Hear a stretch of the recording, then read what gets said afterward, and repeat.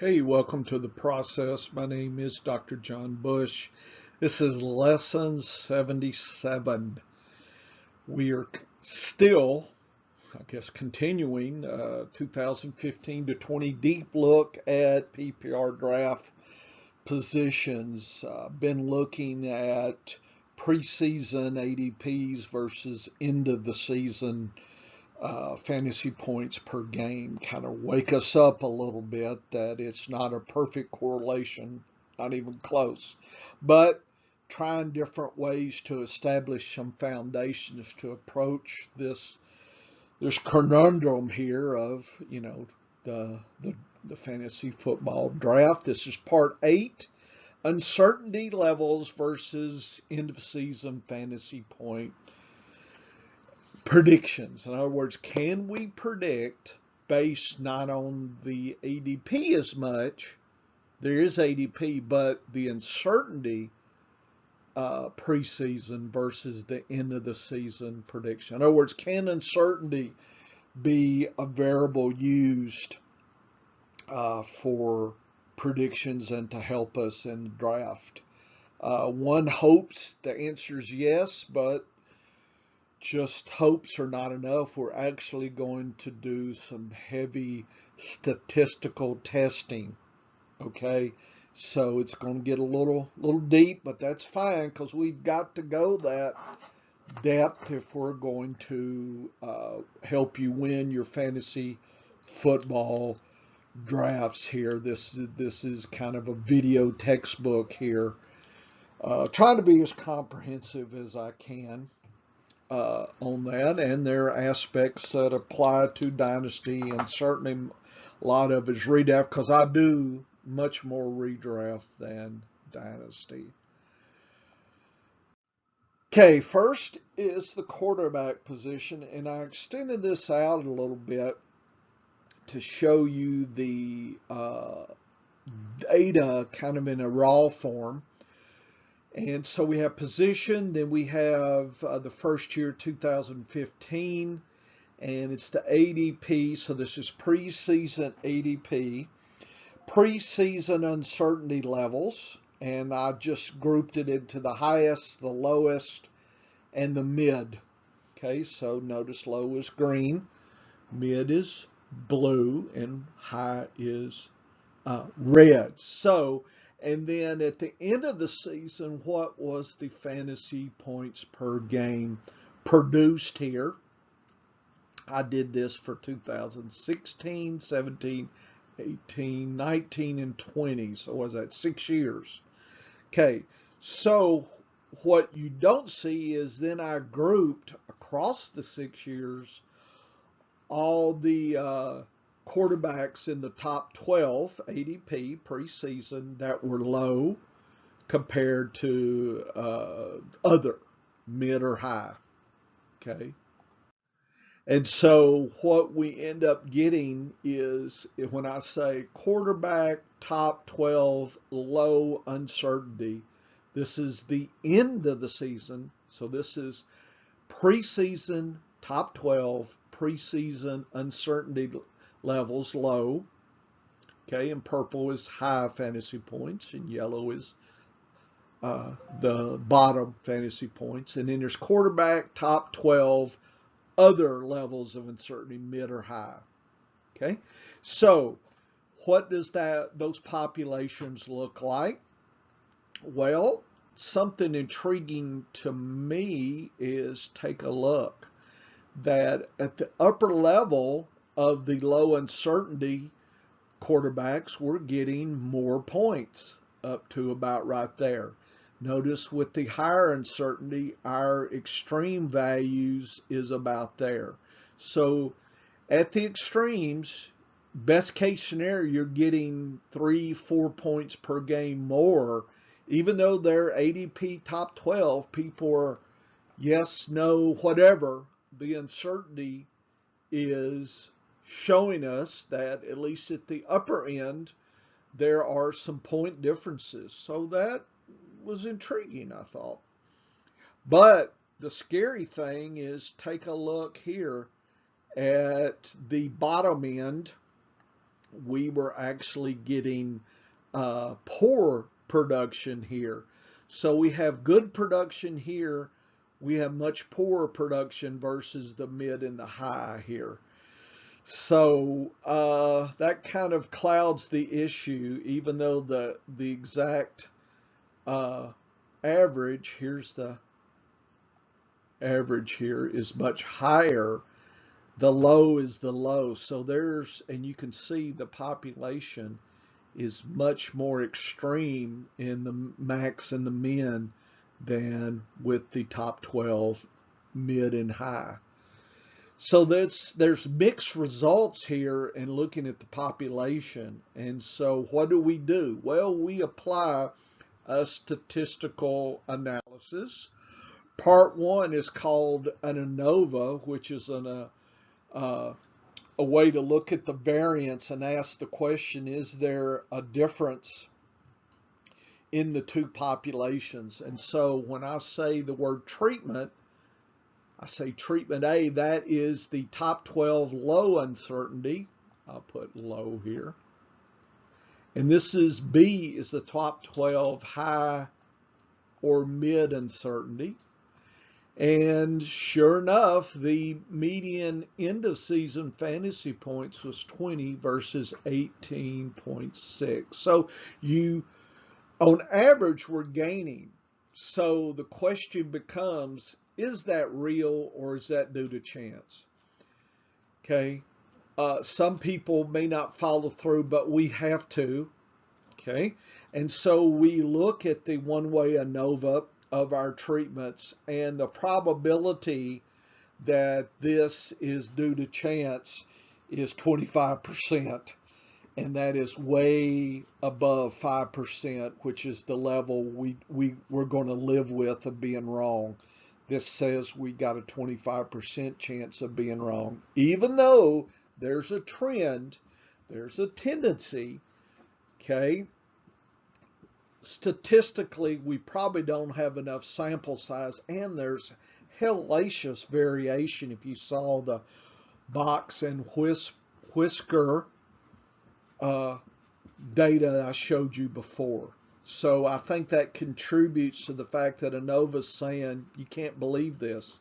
We have to assume, that we can't reject that there's any difference between the two. So even though there's a suggestion that there is, statistically we have to walk away.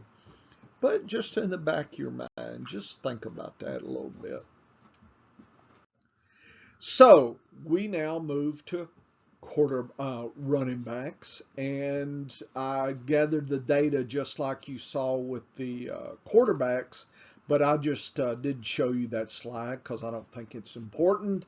Just that I grouped those 6 years of data into the top 12 RBs, low, mid, and high uncertainty. So the predictions go in preseason, and the results postseason or after the season of fantasy points per game. So we're able to check the population and the average. So let's see what it looks like here. This is the low, the medium, mid, I guess, and the high.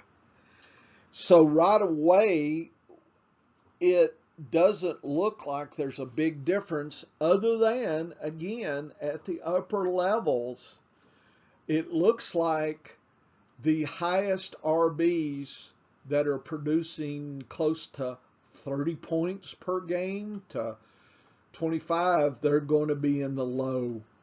Okay, so that's what the data says, and then this line is it's a little higher here. Look like the mid is actually the worse than the high. So again, we have this teasing suggestion that something may be happening here. Okay, that maybe low uncertainty is telling us something. So again, we use the ANOVA, the low, the mid, and the high treatments. Here's the averages, 17.5, 14.5, 16.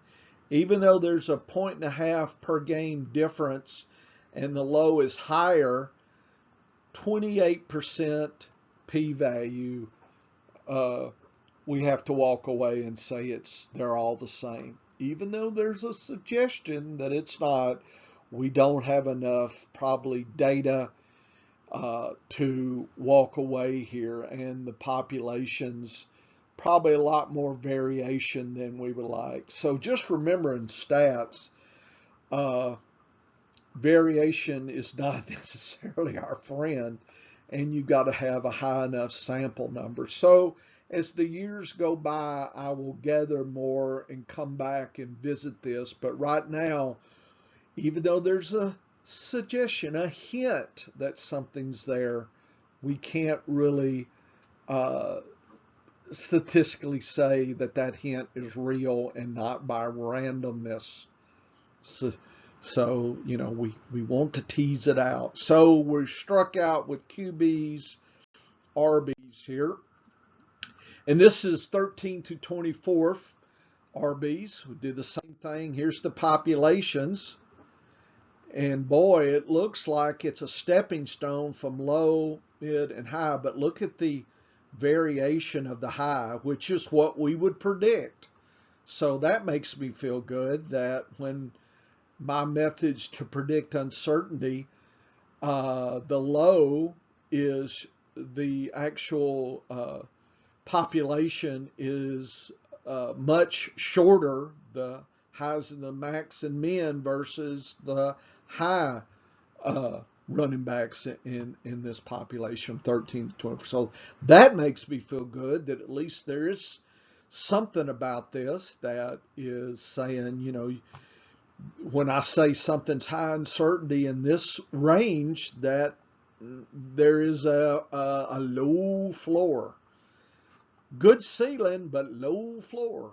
Okay, this is pretty good ceiling, but you don't drop as far down. Okay, and here's the mid kind of in between. So is there any difference here in this data here? Here's our treatments, low, mid, and high, 13, 11.8, and 10.8. Suggestive. Wow, look at that, 7%. All I can tell you is we have to live with anything above 0.05. 0.07 is really interesting. But that's still above, you know, the thought there. So 93%, so you have a 7% chance that this is by randomness. Much better than the previous. So there is something going on there, but we can't hang our hat on it other than to say that if we're going to be right about the running backs in the 13th to 24th range, I'm looking at the lower uncertainty levels. So when you see my rankings, okay, there's some truth to what I'm saying at the uncertainty levels a little bit. It's not just pie in the sky. It's not, you know, not real. Unfortunately, folks, it is real. I just think the sample levels are too low. Wait till we get a few more years, or I can go back more. I just hadn't had time to do that. But down the road, I'm suspicious of that. Here is 25th to 36th RBs, low, medium, and high. Here's the populations. Almost seems the same. And notice that we said low uncertainty, but boy, this population shows it's a pretty high floor, but low ceiling. Or actually the other way around. I'm sorry, low floor, high ceiling. So in this range, again, there's a suggestion that at the upper end, they're going to get you more point. So I think as we go through this, you need to consider just how good you are in this range. Maybe you can spot these. Maybe you can. What I note is high uncertainty, the best are going to be below the best of the low and the mid. Here's the treatments, and notice the averages are almost on top of each other. And as you might predict, 68% chance this is just random. So any difference is pretty much random. Much different than the preceding block 12 of RB, which is interesting. So the first 12, not significant. Next 12, very close. Next 12, you're back to nothing. So what is it about the RB2s is that injuring stuff and they're moving up? So you're catching some of those in that range? Is that who you look for? Lots of interesting things to think about here, folks. Lots of thinking that needs to go on here. And I'm thinking about it even as I'm talking. Tight ends, low, mid, and high.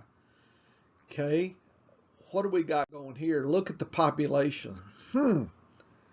This, to me, folks, is quite amazing. And look at the averages here. Big difference. So of anything that we've seen, we've never seen anything like this in the population. Maybe there's a secret, and tight ends will gain an advantage over people that are not aware, right? They're just la la la. And so let's do our ANOVA testing. 12.75, 10, and 9.8. So you're getting almost 3 points better with tight ends in the top 12, low uncertainty. Is it real? Yes, it is real. 2% chance randomness. So we finally, having dug through all the layers, finally found something we can hang our hat on that few are going to know except those that are listening to me. Congratulations. For those who have hung around, we actually got something that seems suspiciously real. Love it. So now when I'm looking at my top 12 tight ends, I'm going to look hard at the low uncertainty ones here, which could be some of the top ones. So if everybody knows something, but it's just nice to have this data behind me and believe, hey, we got something here. So I'm really pleased to get something that statistically is real. Okay, so that's hard to find in research where there's not a lot of sample sizes here. So because the ANOVA was significant, we can move to the group comparisons. And a guy named Tukey, that's his last name, I'd hate to, of course, my name is Bush, so I don't know. I got teased as a kid, so you can imagine Tukey. Kind of looks like turkey to me. I don't know, Tukey turkey? I don't know. Anyway, here's treatment group A is tight ends, top 12, low versus mid. Low versus high is significantly different, and mid versus high, not different. So we can distinguish the tight ends that are assigned a low uncertainty level preseason by moi here. And no, I'm not saying how I do it. Okay, you got to go figure it out. But you can listen to me and read my stuff. And now you know that is very intriguing. Love this stuff. Live for this figure here. Woo woo. Wide receivers, top 12, low, mid, high. What do we got? We got some differences. Looks like that the high may be a little higher than the low, and the mid is your issue. A little suspicious that we don't have anything here that's significant. Let's see. No. P-value can short to the end here. No difference. And they're almost on top of each other. Check that out. No different, 78% chance that it's pretty much random. So nothing to see. Let's go to the next group. WR2s, low, mid, and high. Populations look about the same. Still getting this broadness here. That's very intriguing, but I'm not sure what that tells me. Mid is higher than the high. Maybe positional differences. I got probably getting the more sample sizes I think would help. 68% chance. This is all random. Nothing to see here. Move on. Wide receiver threes, low, mid, and high predictions. Looks like they're almost the same. Mid is the highest level here. That's kind of interesting. 53% chance of rentness. We don't believe it. We move on. So the takeaway is we almost had something with running back twos, 7%, but we have to walk away. But you hate to walk away even if you know the sample sizes. But there it is. But tight ends, top 12 low uncertainty ones are definitely the way to go. And especially the ones that are lower in the ADPs, 6 through 12, see who's low uncertainty. Shh, it's my dog barking. Okay, so we have some great take-home, good news, bad news though, but good news. Watch this again a couple times, become one with the data. This is Dr. Bush for The Process, signing off.